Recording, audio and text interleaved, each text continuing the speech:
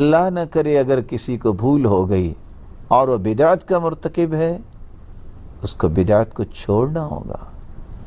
بدعت کیا ہے؟ بدعت کا سادہ سا مفہوم یہ ہے اللہ کے رسول کی نافرمانی کرنا، اللہ کی نافرمانی کرنا۔ اور اگر آپ دوسرے اسلوب سے سمجھنا چاہیں تو اس کا یہ بھی ایک انداز ہے کہ اللہ رب العزت نے پوری کائنات سے اعلیٰ ہستی اگر کسی کو بنایا ہے، وہ اعلیٰ اور ارفع اور اسما ہستی محمد الرسول اللہ صلی اللہ علیہ وسلم۔ جس طرح وہ ذات کے اعتبار سے بے مثال ہے، اسی طرح وہ اپنی ہر بات کے اعتبار سے بھی بے مثال ہے۔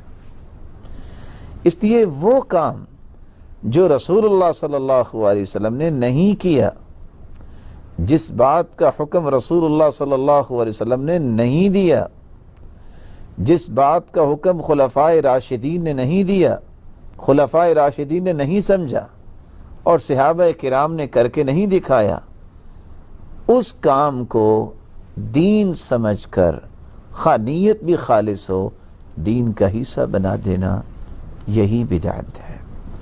اور رسول اللہ صلی اللہ علیہ وسلم کا فرمان ہے، اور یہ روایت صحیح الجامع اور سلسلہ صحیحہ کی روایت ہے، اللہ تعالیٰ نے بدعتی کی توبہ کو قبول کرنے میں رکاوٹ ڈال دی ہے۔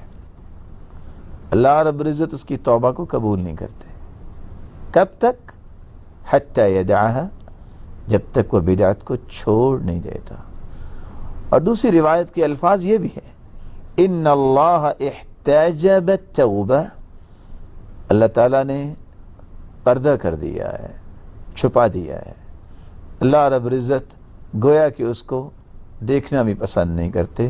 جب تک وہ بدعت کو نہیں چھوڑ دیتا، وہ ساری رات سجدے میں پڑا رہے، وہ اللہ کے ذکر کو اپنی زبان پہ لاتا رہے، جب تک وہ یہ نہیں مانتا کہ اصل دنیا کے لیے آئیڈیل، دنیا کے لیے رول ماڈل، دنیا کے لیے قدوہ، اسوہ، نمونہ اگر ہیں تو صرف ایک ہستی محمد الرسول اللہ صلی اللہ علیہ وسلم، اس وقت تک اس کی توبہ قبول نہیں ہے۔ اور قرآن مجید میں اللہ تعالیٰ نے اس لیے یہ فیصلہ سنا دیا، وَمَا كَانَ لِمُؤْمِنٍ وَلَا مُؤْمِنَةٍ إِذَا قَضَى اللَّهُ وَرَسُولُهُ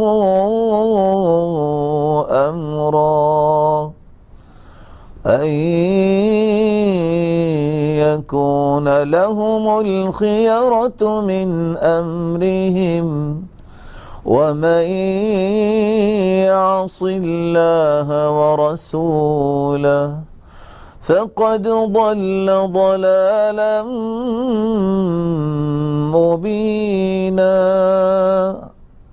کسی مومن مرد کے لیے اور کسی مومن عورت کے لیے یہ جائز ہی نہیں کہ اللہ کا فیصلہ جب آ جائے قرآن کی شکل میں، اس کے رسول کا فیصلہ آ جائے حدیث کی شکل میں، پھر وہ اپنی مرضی کرے، اور جو اپنی مرضی کرے گا اس نے اللہ اور اس کے رسول کی نافرمانی کی ہے، اور جس نے اللہ اور اس کے رسول کی نافرمانی کی فَقَدْ ضَلَّ ضَلَالًا مُبِينًا،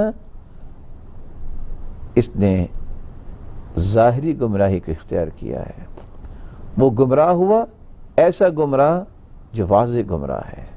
اللہ رب العزت ہمیں گمراہیوں سے محفوظ فرما دے۔